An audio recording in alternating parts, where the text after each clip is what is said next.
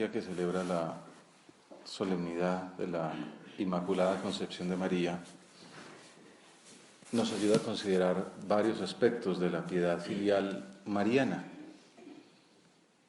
Esta solemnidad que está al final de la primera semana del tiempo de Adviento, que es como un impulso para prepararnos mejor de cara a la Navidad, nos lleva a mirar tantas facetas de la vida de la Virgen que nos ayudan en nuestra oración para tener como modelo en nuestra lucha por identificarnos con Jesús, con esas virtudes que ella encarnó y que vivió al lado de su Hijo.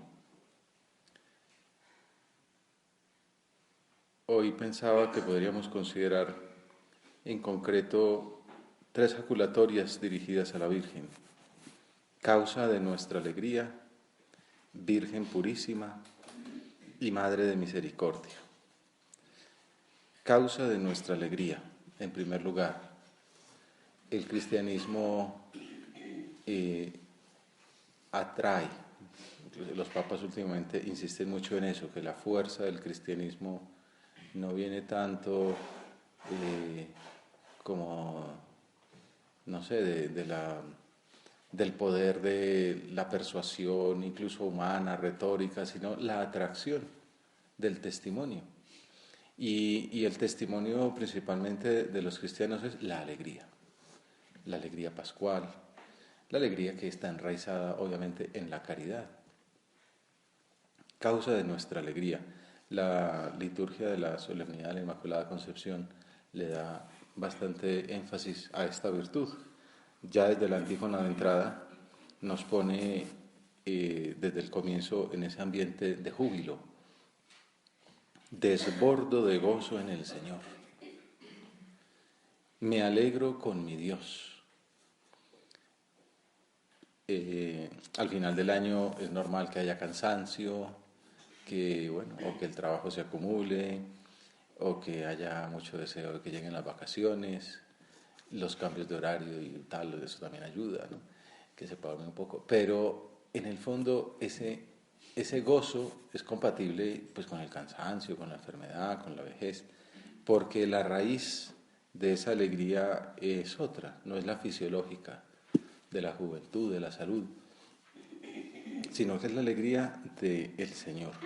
Desbordo de gozo en el Señor, me alegro con mi Dios, porque me puso un traje de salvación, que es esa otra idea grande de la fiesta de la Inmaculada Concepción, el traje de la gracia.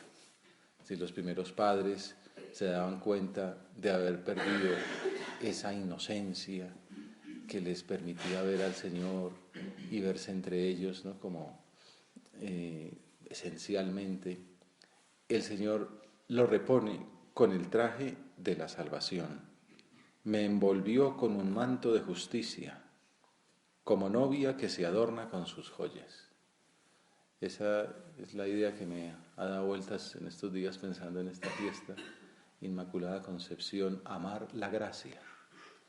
Claro, porque no solamente rechazar el pecado, sino el Señor le muestra a la Virgen que la quiere tanto, llenándola de gracia. Y entonces por eso ese es el motivo de la alegría. La alegría que tiene que ser característica del cristiano. Que estén tristes los que no quieran ser hijos de Dios. Que estén los que se sepan hijos de Dios, estén alegres, gozosos en el Señor, porque saben que Él les dio un traje de salvación, de justificación, que los hizo hijos suyos, que les envolvió con un manto de justicia, de santidad, como novia que se adorna con sus joyas. También por eso se explica que una solemnidad como esta, pues uno se pone las mejores vestes, ¿no? Como se ve en el auditorio. Estas palabras corresponden a la exclamación del pueblo de Dios, agradecido por haber experimentado la misericordia y el consuelo del Señor durante el duro camino de vuelta desde el exilio a Babilonia. Pues es como el contexto histórico. Y San Juan Pablo II dice que es como un Magnificat, esas palabras de Isaías, el capítulo 61. desbordo de gozo en el Señor, me alegro con mi Dios. Una invitación a deleitarse con la alegría de la gracia, a descubrir que el secreto de la felicidad humana está en decidirse por optar por Dios. Y por eso, qué mejor pasaje evangélico para esta fiesta que meditar la Anunciación, el saludo del ángel. Casi que no podríamos quedarnos en esa primera palabra. Tengo un amigo que me molesta mucho porque dice que me gusta mucho usarla. Y claro, es muy elegante, pero es que es bueno conocerla, es el original del Evangelio. Jaire, ¿no? Jaire, alégrate, alégrate. Esas son las primeras palabras, digamos, de parte de Dios en el Nuevo Testamento. Alégrate. Así comienza el Evangelio, podríamos decir. También algunos teólogos hacen ver que también así termina, ¿no? Cuando es el anuncio de la resurrección. No estéis tristes, ¿no? Ir a anunciar esta noticia de alegría hasta el último rincón del mundo. La salvación, la encarnación, la Navidad, es todo un anuncio de alegría, un anuncio de gozo. Por eso, Jaire. Jaire, que además esa palabra se relaciona pues, también con carisma, pero también con gracia. Más a mi favor, diríamos, ¿no? Alegrémonos porque Dios nos trajo la gracia. Y ese regalo, que es lo que celebramos en la Navidad, el Papa Benedicto XVI le gusta mucho hablar del regalo de Navidad, la alegría con la que uno escribe carta al Niño Dios, ¿no? Los aguinaldos y todo esto. En el fondo, el gran regalo que nos hizo Dios fue enviarnos a su Hijo, haber preparado ese envío con la creación de esa mujer perfecta, concebida sin mancha de pecado, que es lo que celebramos hoy. Jaire, alégrate. Esas palabras que tradicionalmente se traducen con un simple saludo normal, ave en latín, Dios te salve en castellano. No faltará el traductor de estos modernos que le pondría hola, ¿no? Pues en realidad tienen mucho de trasfondo bíblico. De hecho aparece 4 veces en la versión griega del Antiguo Testamento y siempre en relación con la alegría que debe causar la promesa del Mesías. O sea, ya desde el Antiguo Testamento el anuncio para el pueblo elegido era alégrate que vendrá el elegido, que vendrá el Cristo, el ungido, el Mesías. La primera de esas es el canto de Sofonías. Algún autor dice que cuando la Virgen se turbó al escuchar aquellas palabras, ¿no? El ángel que la saluda, alégrate. Ella se turbó porque inmediatamente, como buena religiosa, como buena judía, se le vino a la mente, uy, esto es igualito a Sofonías, ¿no? Claro. Es muy probable porque en el fondo Lucas se caracteriza por ir mostrando con sus relatos que se está cumpliendo la profecía anunciada en el Antiguo Testamento, también en la visitación, también en el Pentecostés, y aquí también. El ángel le está diciendo, acuérdate de Sofonías. ¿Qué dice Sofonías? Que es un libro cortísimo, pero trascendental, con su famosa profecía. Alégrate, hija de Sión, grita de gozo, Israel, regocíjate y disfruta con todo tu ser. Y el ángel a la Virgen la saluda, alégrate. La Virgen es esa hija de Sión, grita de gozo, regocíjate y disfruta con todo tu ser. El otro anuncio es el de Joel. No temas tierra, goza y alégrate. El tercero es el pasaje de Zacarías que nos recuerda el Domingo de Ramos. Salta de gozo Sión, Alégrate, Jerusalén. Es lo invertido de Sofonías. Mira que viene tu rey, justo y triunfador, pobre y montado en un borrico, en un pollino de asna. Alégrate que viene el Mesías. Alégrate que viene el Hijo de Dios encarnado, pobre. Más la cuarta alusión a esta palabra es la promesa mesiánica en medio de las lamentaciones. Alégrate y salta de júbilo, hija de Edom, también a ti llegará la copa. Y ya, además, como si fuera poco, podemos ver una alusión a la Eucaristía. Belén es la casa del pan, como sabemos, y la encarnación continuará a lo largo del tiempo con esa presencia de Jesús en las especies eucarísticas. Por todas partes la Iglesia nos invita a festejar. Esta es la clave del cristianismo. Gózate, alégrate, regocíjate, disfruta.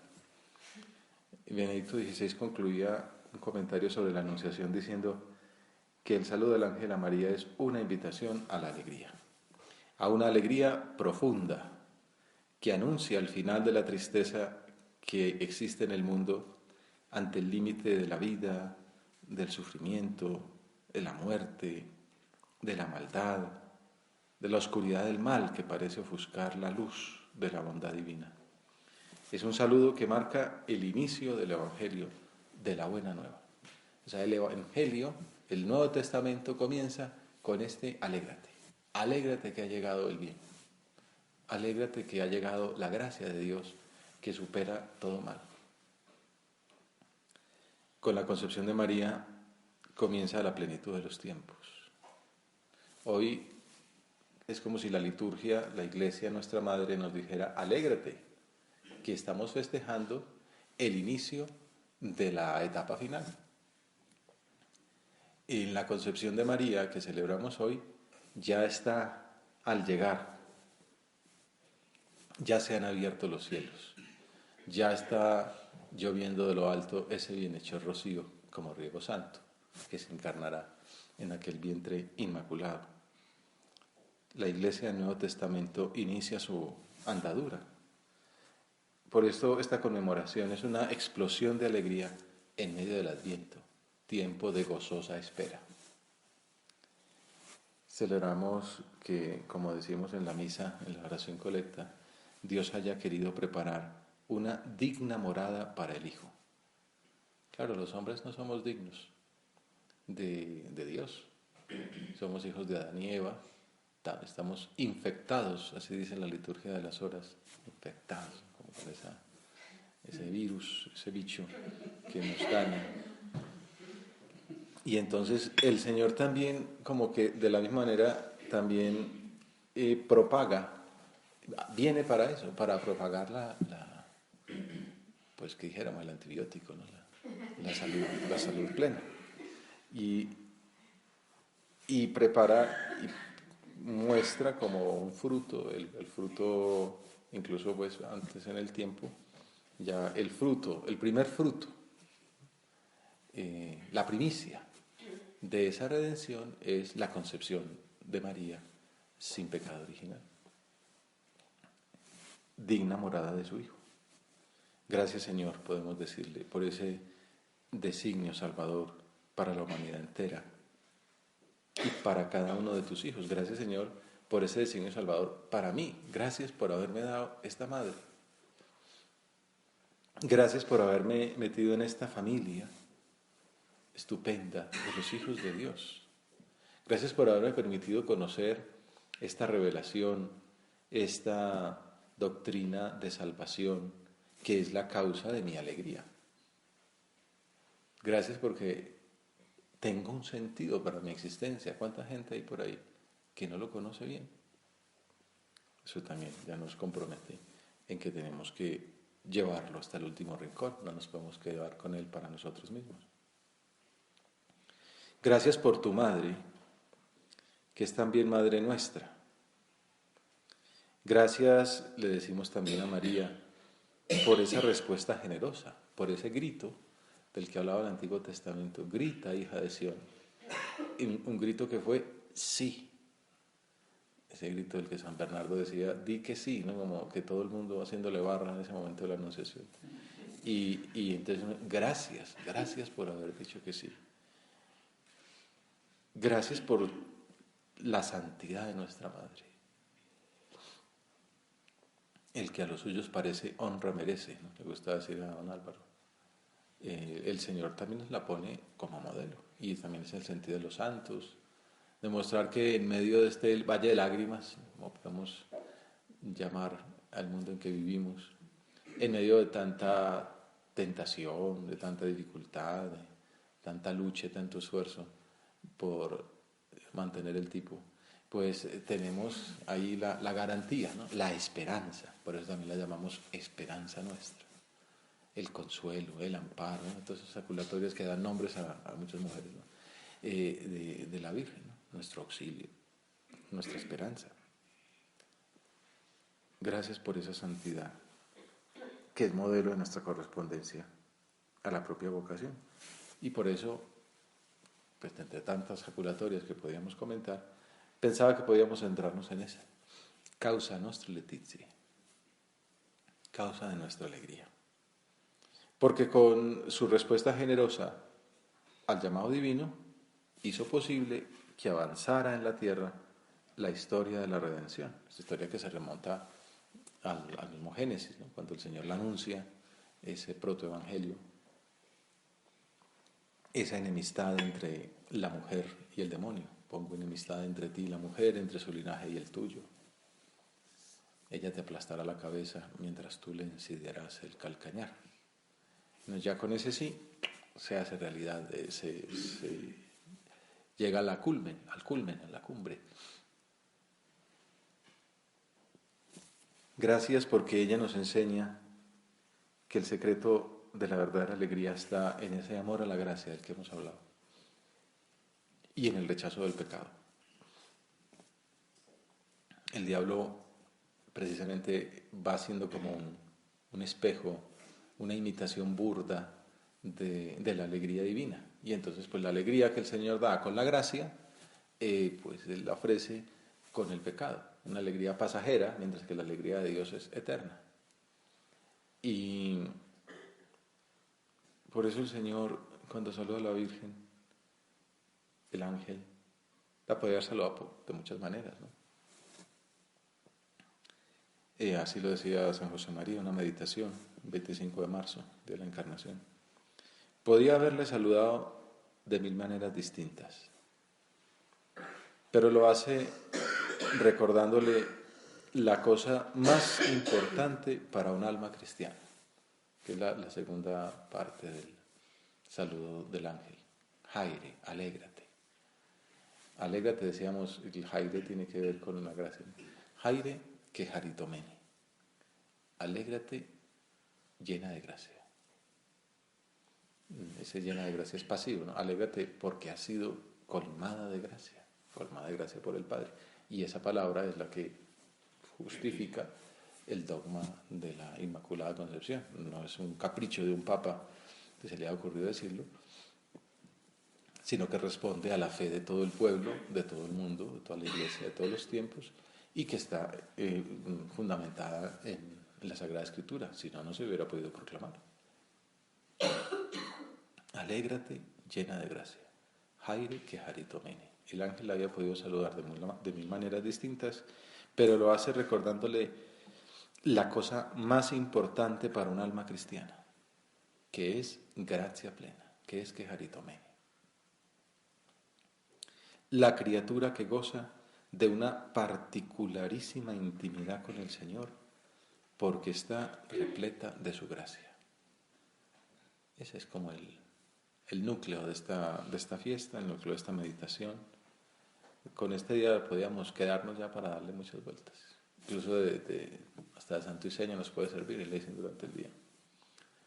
El que le guste el griego, Jaire que jaritomene. El que le guste el latín, Ave gratia plena. O Ave María, llena eres de gracia. O en inglés, o en francés, en croata, lo que quieran. Pero esto, gracia plena. Llena de gracia. Esa es la cosa más importante para un alma cristiana. Podemos parecernos, no nos parecemos a ella en la Inmaculada Concepción, porque nosotros fuimos concebidos con pecado original, pero ya una vez que el Señor nos lo perdonó en el bautismo, la invitación es a esto, a parecernos a ella, a ser también llenos de gracia, a amar la gracia, a rechazar, pero con un odio feroz, el pecado, a aborrecer hasta el más mínimo pecado venial deliberado. Ese acto de voluntad hay que renovarlo una y otra vez, porque como decía, el diablo está siempre fregando la vida, tratando de venderle a uno la idea de que el pecado es mejor que la gracia. Y uno es tan bobo que se lo cree. ¿Y por qué? Pues porque tenemos el pecado ahí, tenemos los restos, ¿no?, del pecado original, el fomes peccati. Y la vida del cristiano en esta tierra es una lucha por vencer, en primer lugar, en ese campo del propio corazón, vencer el mal con el bien. Ahogar el mal, ahogar las tentaciones, en abundancia de bien, en abundancia de gracia. Pues hemos de ser personas que aman la gracia. De mirar a María, tiene que salir ese propósito, amar la gracia. Buscar la gracia en los medios por los cuales nos llega, en los sacramentos en primer lugar. Por eso es que importante es en nuestra propia vida, en la vida de los amigos, de las amigas, el apostolado personal, el sacramento de la confesión, por ejemplo. Cuánto bien hizo el año de la misericordia, porque era recordar que la gracia de Dios está disponible, ¿no? El Señor la entrega a manos llenas y no importa la maldad del pecado, del el mal que uno haya hecho, por horrible que haya sido, Dios no se cansa de perdonar. Insiste tanto el Papa Francisco.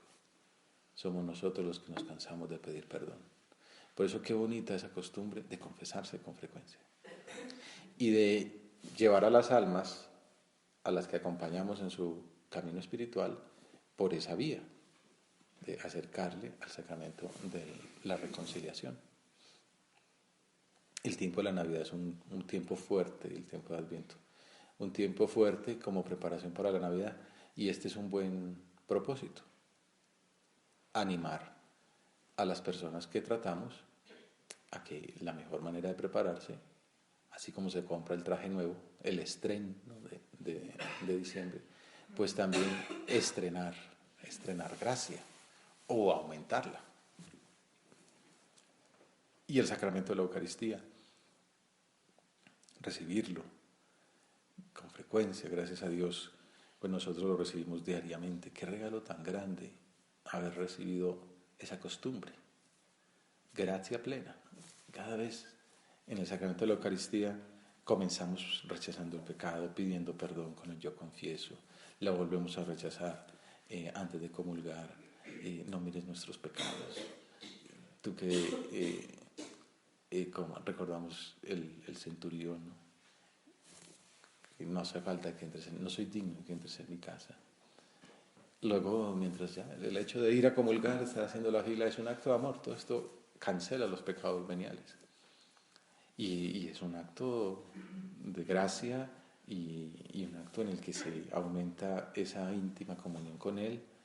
Y entonces ese fuego, el fuego del Espíritu Santo, la Trinidad Santísima en nuestro corazón, hace que seamos como la Virgen, ¿no? Tenemos a Dios en nuestro cuerpo, con su cuerpo, con su sangre, con su alma, con su divinidad. Entonces considerarla, verla a ella, gracia plena, que haritomene, decir, Señor, que te ame como te amaba la Virgen. Esa no es una exageración. Es lo que el Señor quiere, que la amemos de esa manera. Podía haberla saludado de mil maneras distintas, pero lo hace recordándole la cosa más importante para un alma cristiana, que es gracia plena. La criatura que goza de una particularísima intimidad con el Señor, porque está repleta de su gracia. Se nos va acabando el tiempo y no hemos considerado las otras jaculatorias, pero una de ellas tiene que ver con esto, ¿no? le llama la liturgia Virgen Purísima, ¿no? Que es esa gracia plena, Virgen Purísima. Lo pregona el prefacio de la misa. Preservaste a la Virgen María de toda mancha de pecado original, para que en la plenitud de la gracia fuese digna madre de tu Hijo. Purísima había de ser, Señor, la Virgen que nos diera el Cordero inocente, que quita el pecado del mundo. Virgen Purísima, qué gusto da pronunciar esos piropos dirigidos a nuestra mamá. Así lo hace un himno de la liturgia de las horas. Porque es justo, porque os ama, porque vais su madre a ser, os hizo Dios tan purísima como Dios merece y es. Y ahí es donde se entiende esa petición tradicional a la Virgen. Ave María Purísima, sin pecado concebida, rogad por nosotros que recurrimos a vos. Causa de nuestra alegría, Virgen Purísima. Y la última jaculatoria que tiene que ver con el año jubilar que acabamos de terminar es esa misericordia de Dios que hemos mencionado. El prefacio habla de la Virgen, es un tratado de Mariología, pero también habla de nosotros, y en ese sentido también es un tratado de eclesiología. No solo retrata a nuestra Madre, sino que esboza una figura de lo que cada uno de nosotros debe ser. El Señor la preservó para que fuera no solo la digna Madre de Jesús, sino también, dice el prefacio, el comienzo e imagen de la Iglesia, esposa de Cristo, llena de juventud y de limpia hermosura. Ahí estamos, debemos estar retratados nosotros. Y entonces así terminamos con la tercera jaculatoria, al agradecerle al Señor por la Virgen, causa de nuestra alegría, y darnos cuenta de la llamada a ser santos como la Virgen Purísima, llena de gracia. Puede surgir la tentación del desaliento al ver nuestra indignidad, y entonces la liturgia nos presenta a la Virgen como Madre de Misericordia. Por eso nos podemos alegrar en esta fiesta, a pesar de ser tan débiles, a pesar de que tenemos el virus ahí en nuestro corazón, porque nosotros formamos parte de ella, somos continuadores de ese linaje de gracia, miembros de la familia de Dios en el mundo que es la Iglesia, y por eso también convenía que la Virgen fuera concebida sin pecado original. Se trataba de entregarnos el Cordero inocente que quita el pecado del mundo, pero también que ella sería la Purísima, que entre todos los hombres es abogada de gracia y ejemplo de santidad. Bueno, pues ya acabamos dándonos cuenta que ella no es solo Madre de Misericordia, abogada que intercede por nosotros ante su Hijo, sino que también viene a nuestro encuentro, nos busca para que vayamos a reconciliarnos con ese Padre bueno que nos espera con los brazos abiertos. Siempre hace ese papel la mamá, ¿no?, de mediadora entre el Hijo y el Padre. Bueno, y le pedimos a ella que nos dé ese beso en la frente, que nos ayude a dar ese paso adelante en nuestra lucha, para el cual nos hemos venido preparando quizá durante la novena, y que de esa manera estemos mejor dispuestos a recibir a Jesús en la próxima Navidad. Madre nuestra, que ha sido elegida por Dios como ejemplo de santidad, alcánzanos la gracia de una nueva mudanza en nuestra vida, que volvamos al Señor como el Hijo pródigo, que acojamos esa misericordia divina. Como decía San José María, la misericordia que Dios muestra nos ha de empujar siempre a volver. Hijos míos, mejor es no marcharse de su lado, no abandonarle, pero si alguna vez, por debilidad humana, os marcháis, regresad corriendo. Él nos recibe siempre, como el Padre del Hijo pródigo, con más intensidad de amor. Somos aquel cuadro de Rubens, ¿no?, del Padre del Hijo pródigo, que tiene una mano masculina y otra femenina. Esa mano femenina es la intercesión de nuestra Madre, y a ella le pedimos que nos alcance la gracia de una nueva conversión, para que preparemos el pesebre de nuestro corazón, desterrando el pecado y luchando por crecer en unión con su Hijo Jesucristo. Madre nuestra, causa de nuestra alegría, Virgen purísima, llena de gracia, y Madre de Misericordia, ruega por nosotros.